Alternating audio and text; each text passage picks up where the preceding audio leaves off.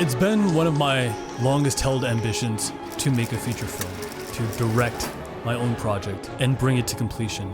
Back in 2015, I had first put on my vision board the story of River Rats, a tale of two Irish dock workers looking to move up in the world. And originally it was conceived as a story set in the 1930s, maybe during the Industrial Revolution, where two characters from Ireland would make their way to London and then eventually have a rise to power. It's ultimately a self-improvement movie with a heart of gold and takes inspiration from sources such as Titanic, Romeo and Juliet, Pride and Prejudice. At the heart of it, it was a movie about friendship and romance and a man's quest to make something of yourself. And the reason that I was always so drawn to Ireland and the Irish as a culture, even though I still have never been there, is because they were the people who were downtrodden, looked down upon, especially by English society. Ireland was conquered by many different people and many different lands for a time. There were some wars, people were kicked out. Ireland was sovereign, but eventually the British came. People say the Irish, kind of like a slang or derogatory term that they would have for them here, is guineas. You know, the Irish, the guineas, whatever. Even as they entered through Ellis Island in New York City, the Irish people were looked down upon. They were seen as less than. And so the conception of these two characters and this title came as River Rats because they work on the docks. They work by the water and their job is very simple. It's manual labor. They're loading crates, you know, they're moving things around. They're hard labor workers. They don't use their intellect to earn money. And so for that reason, they were seen as less than. And so I really related to that characterization and that story growing up as a son of immigrants. Even though I've been well loved and well accepted in America and I feel very proud of both my Indian and American identity, I think I have often resonated with that underdog characteristic. And of course, in the early days when I came up with the story, 2015, I would have just been finishing up college when I came up with the idea for River Rats. It was told in the 1930s, ideally on like a budget of $50 to $70 million, because I would want to make it a period piece. And I would even want some song and dance sequences in there in its original conception, because the music of the film was so important to me. I have always loved Irish music. The first time I ever listened to kind of like an Irish-based traditional Irish song was when I watched Titanic for the first time. There's a scene in a song called An Irish Party in Third Class where the main characters go down after being in this posh, bougie environment. They go down to third class and they have this riveting party. So this idea of making a film and being a feature film director was there in me for years and years. And through the YouTube channel, I was able to develop some slight skill with cinematography. Even now, compared to the filmmaking channels on YouTube, my cinematography is quite weak. But I came to realize that I was good at storytelling. I was good at capturing human emotion. And I think in my maturity, I have found a way and a leg into directing. I think I can find performance and coach out what I want from other people. I have the entire vision in my head. And this year, it hit me in full force that I wanted to start on this project. In many ways, it perhaps was the wrong time to do it. When I originally thought I'd invest in a feature film, it was on a budget of perhaps $100,000. That's what I wanted to spend to make my own independent film. And I didn't have that money this year. A lot of last year, I was working to save up funds that would be sufficient to pursue the project and pursue it in full. I even got recommendations from people I know and respect in Los Angeles if they would be directors for me or help me produce the project. I've been working on this for years. You can even go back to videos of mine from 2021. I make references to the Irish film all the time. And this year, this May, I finished a draft of a script alongside my co-writer, Brian Griffiths, and it was daunting. It was really daunting. It was like a boxing match, poker sequence that was originally conceived on a ferry. It was just intimidating. There were a lot of moving pieces and it was really intimidating. And ultimately, I want this video to serve as a declaration to anyone who wants to make something that is outside their wheelhouse. Maybe you work a 9-to-5 job, maybe, certain goals of yours, they just feel impossible. One thing I've come to realize is that through endurance, nothing is impossible. You can wear the universe down. It can seem for a while that the universe is rejecting you for your goals over and over again, but you can wear it down and you can just be that guy who just doesn't quit. It's like You start to annoy the world that you still haven't given up on this thing. And you can find a way to conceive some version of the dream and improve as a process. So in this video, I want to talk about 5 lessons that I've learned working on the first part of River Rats, the film, my path moving forward with putting up the rest of the movie on YouTube, and then eventually perhaps seeking distribution for it through other mediums, whether that be film festivals or otherwise. This is going to be a combination between etheric topics about things that could apply to everyone and things that are perhaps a little bit more technical for just filmmaking or making a movie. But hopefully, if you want to sit through it, it should be valuable to you nonetheless. So the first idea I want to share in this video is that audio, dialogue, is the most important part of a movie. I'm obsessed with set pieces. I think it's one way that I stand out from others. I am willing to do what it takes to go to a set. Back in the day, a friend of mine said that if Matt Diavella is the kind of guy who's willing to spend 2 hours at home to get one perfect shot, I'm the guy who's willing to make a 2-hour drive and jump over a fence to get a great shot on location somewhere exciting. That's just where my personality lies, and I think that's perhaps where his personality lies. He's much more meticulous than I am, and I mean, he's a far more accomplished filmmaker than I am. And so I'm not calling myself Matt Diavella, but I'm the guy who's willing to go to location. And when we started working on River Rats, my first thought process, everything came down to location. Okay, how do I get the location? Maybe I'll worry about the actors later. It was all about the location because that's how I've often worked on YouTube videos in the past. But this was unlike projects before because I needed to engage people's minds and get them invested in a story. And the only way to really do that is through words. After starting River Rats, I began to realize no matter how expensive a movie is, no matter the scale of a project, at some point there is going to be a scene where 2 people are talking. And the camera angle, for the most part, will be shot reverse shot. It's people talking. So how can I get you invested? How can I get you to care about what is happening before the scene when people are talking? And so the words need to be good, right? The story needs to be good. And in my own YouTube coaching program, I say the same thing to the people I work with because everyone's always, worried about the camera or the lens or, okay, what I was like, listen, just make sure your audio is coming out good and make sure what you have to say is true and useful and good and well researched because the words are the most important thing.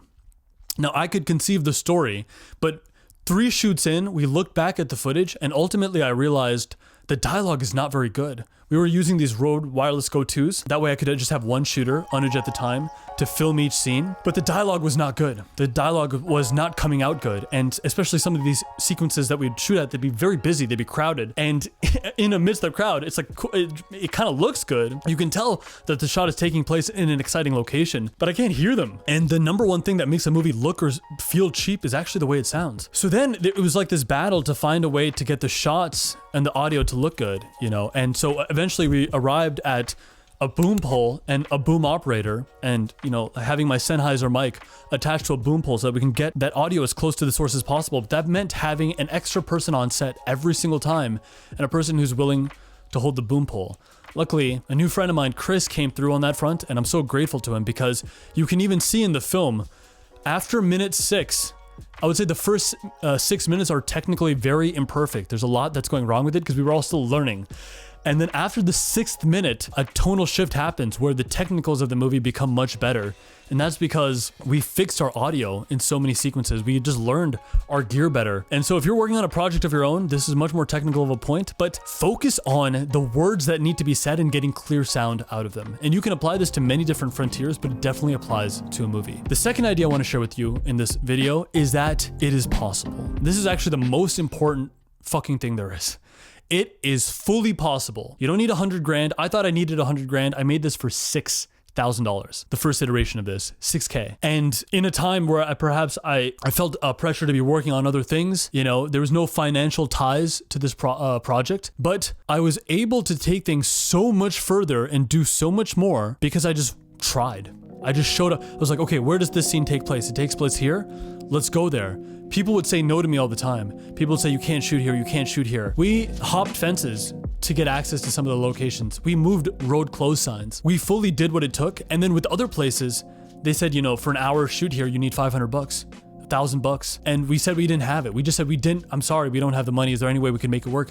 And the funny thing is, people would say yes. They'd work with me. And I think they saw the sincerity in my mission behind the project. If you feel like you have some limitations for what you want to do, for what you want to work on, whether it is making a film project of your own, writing your own script, whatever it might be, you might come with all of these disqualifiers as to why you cannot do the thing right now, why you're not ready for it. And to be fair, it is useful to work your way up to goals. You know, so for me, I did a lot of high production intro sequences, and I made a lot of YouTube videos that have a sense of scale, but only deliver on like a story like 2 or 3 minutes at a time. So I got very, very good at making content that looks cinematic and tells a story in like 3 minutes. I did that through comedy sketches and other like creative works here on the channel. So I had some groundwork, I had some experience, but this goal was fully possible, though initially I thought it was not. It was fully possible in this season of my life. And once I just began to wrestle with the idea and try and see what I could do and manufacture, suddenly things came together. You know, like the poker scene, it ended up happening. It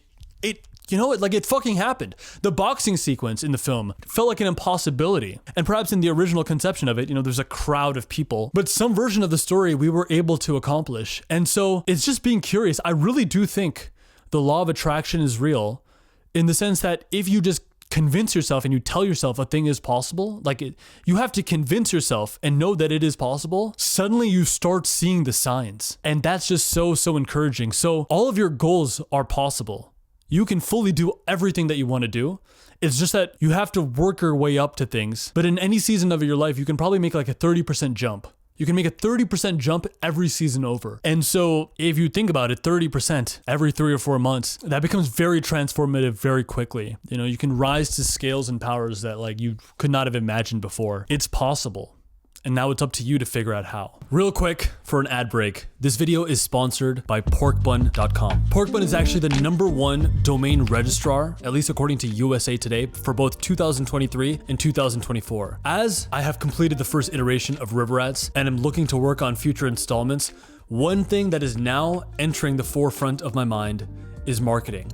They say for every hour you spend making a product, you should spend an equivalent amount of time in marketing.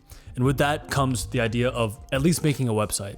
Now, website domain hosting, it can be very expensive, but Porkbun allows you to get a domain that ends with .pro, a .pro domain name, which is really interesting. And it's especially designed to help professionals and people who are trying to sell their skills online, share their portfolio, their skills they're working on, you know, bakers, industry professionals, software engineers, to help you sort of create an online presence really quickly and for cheap. In their first year of hosting, you can get a Porkbun domain for just $1 if you use my link in the description box, porkbun.com/capsinbat24. It's a really important thing to have a website presence. It makes you come across as more professional. Additionally, Porkbun is beneficial and useful in the sense that they give you a lot of security and privacy benefits that you would probably have to pay as an add-on with many other services. So they give you Whois privacy and SSL certificates. For anyone who's worked a tech job, you would know, what these features are. Basically, they're just enablements of privacy, as well as interfaces that allow you to have web and email hosting trials and more. With a simple user interface, you can manage everything about your domain from one place.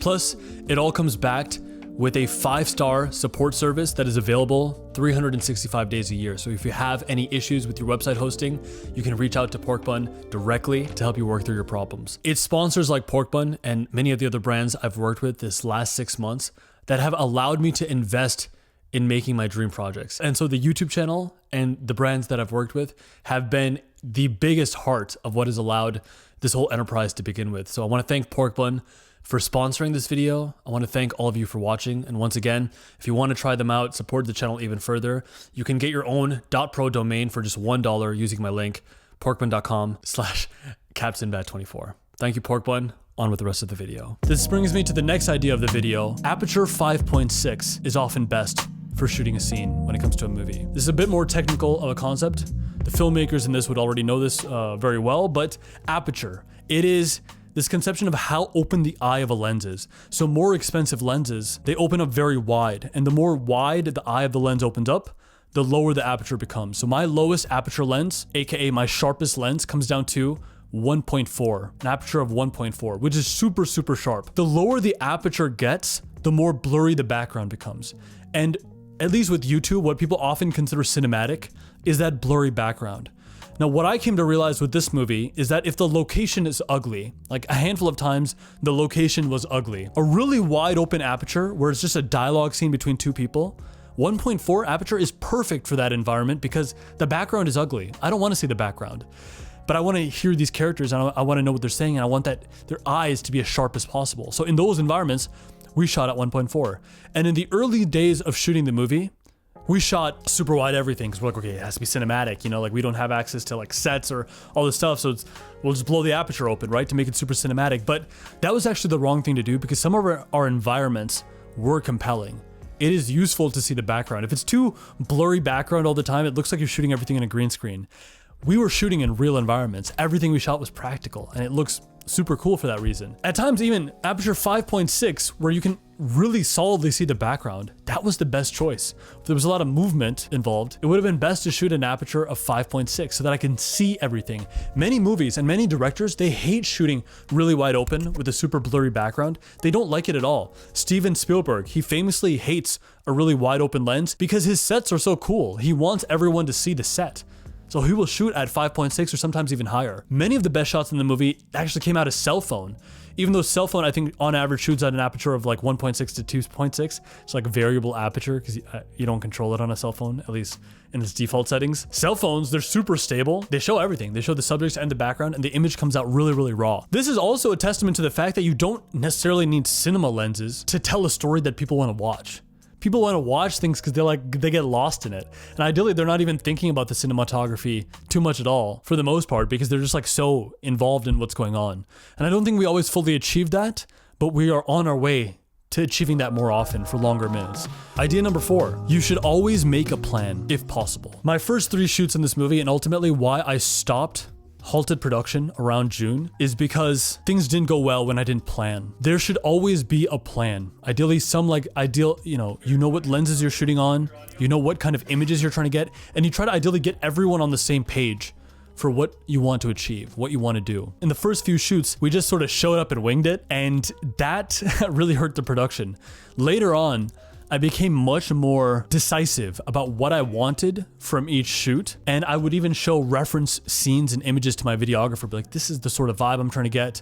I want you to be involved in capturing this whole thing with me. Having a plan where possible and trying to make that plan practical, realistic, and still ambitious, creating shot lists, that stuff, it becomes super useful. Even if you don't think you can hit the scale of something, you can't achieve the scale of what you're trying to do there. Just having an idea of what you want to achieve, what you want something to look like, that gets you like 80% closer to the goal. On a larger scheme, simply having a clear conception of what you want the final result of something to look like is, just knowing what you want out of that thing and having some kind of a plan gets you so much closer to that goal. This could be with anything. If you want to get to 10% body fat, you can literally write on the back of an envelope your own plan for how to get to 10% body fat, and it would probably come out really good. You actually don't need a personal trainer or a nutritionist to come up with a pretty fucking solid plan. So many things. If you want to grow your own YouTube channel in 2025, now I'm a YouTube coach, okay? But let me tell you this, you could probably come up with your own plan on how you could successfully grow a YouTube channel in the coming year and make it realistic for yourself, like upload quantity, whatnot, and it would probably be a pretty good plan. If you executed on it, it would probably be pretty good.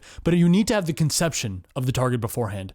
And the one thing that this production really decisively taught me is that I should go into things with a plan. And I want to like get these shots first and then these shots and then this is what I want the set to look like, and just break it all down in your head. Because if you can do that, and if you can plan things out in advance just a little bit, the mind just takes over. You know, like the mind almost knows how to live up to those conceptions. But if you walk into something blind, you waste a lot of time on location making decisions, and that weighs you down a lot. This brings me to the last idea of the video. Do not judge the footage until you start the edit, and do not judge the edit until you work through problems. There were many shoots where after getting the footage for the day, I was depressed because I was like, I didn't even look at the footage back on the computer, but I was like, this footage came out bad. I know it came out bad. It's not gonna be good. And then we'd look at the footage, be like, okay, it's not good. But we'd start the edit and be like, okay, it kinda works here. It's like, well, what don't we like about the edit? Well, can we move things around? Can we save things? Eventually you're like, hang on, that actually is totally passable. It works. And even when I watched the rough cut of the film for the first time, I was like, holy moly, like how are we ever gonna fix this? Like there's so much wrong with this movie. There's so much wrong with this project. It's so amateur in so many respects. How am I ever gonna like complete this whole thing? How am I gonna make this 22 minutes long? But it's like, what don't I like about this one moment here? Well, can I do something to make that one tiny mistake better? Oh, sure, maybe we need to shoot a little bit of ADR in this scene. Okay, that's slightly better. Okay, that part still sucks. You just fix one problem and then you work on the next. And then that's when you realize like every problem is solvable when it comes to making a film. And making a film is literally just a series of problems to be solved. So that's so exciting. River Rats Part 1 is not perfect by any means. If anyone knows all the mistakes in the movie, it's me more than anyone else. I could tell you everything that's wrong with the movie, every scene over, but I have become so much more effective as a result of making this film. And I think there are many scenes and many moments that I'm very proud of. And so I'm glad I took this adventure. The biggest thing, really the through line in all of this, is that no hard work goes wasted. Effort never goes wasted. You become something new, you learn something new, you revitalize yourself in the process, and the whole thing is so exciting. I'd be curious to know what creative projects you're working on, what drew you to this video, and what's on your horizon that seems so daunting but you want to chase as well. But I just want you to know that it's there for the taking, and it's just about solving one problem at a time. If you're new here, my name is Nikhil. This channel features approximately one video every week or every other week, alongside with one short per week. If you like these kinds of videos where I sort of just explain what I have been working on lately and what I've been learning, I would love it if you could subscribe. I'm also becoming much more regular with my newsletter. In 2025, I'm resolving to put up one newsletter every single week. Musings that often turn into these video scripts. So if you think that would be valuable to you and you find that interesting, I would love it if you could find the link in the description box, subscribe to the newsletter. And additionally, if you want to follow me for more behind the scenes content, especially as we work on River Rats Part 2, 3, and 4 over this next coming year, you can follow me on Instagram at nrajapande. But with that being said, for those of us who are willing to pursue our life's work, even if it seems daunting, to us I say, greatness is coming. We'll catch you next time.